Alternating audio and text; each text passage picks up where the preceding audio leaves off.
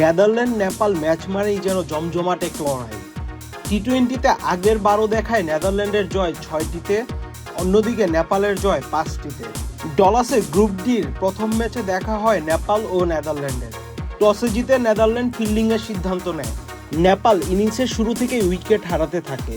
দলের অধিনায়ক রোহিত পাউডেল এক প্রান্ত আগলে রাখলেও অপর প্রান্তে নিয়মিত উইকেট হারাতে থাকে নেপাল। দলের সর্বোচ্চ রানও আসে নেপালের অধিনায়কের ব্যাট থেকে। 37 বলে করেন 35 রান। 19 ওভার 2 বলে 106 রানে অল আউট হয় নেপাল। নেদারল্যান্ডের বোলাররা ছিলেন এদিন দুর্দান্ত। 3টি করে উইকেট নেন টিম প্রিঙ্গেল ও লোগান ভ্যান বি। 107 রানের টার্গেট তাড়া করতে নেমে ইনিংসের শুরুতে নেপালের বোলারদের বেশ সমীহ করে ব্যাট করতে থাকে ডাচরা। 18 ওভার 4 বলে জয় তুলে নেয় Netherland.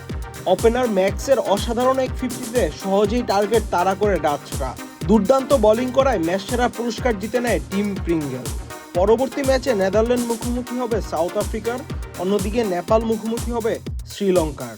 Ahmed Shafi, channel I. Walton Switch, stylish and elegant.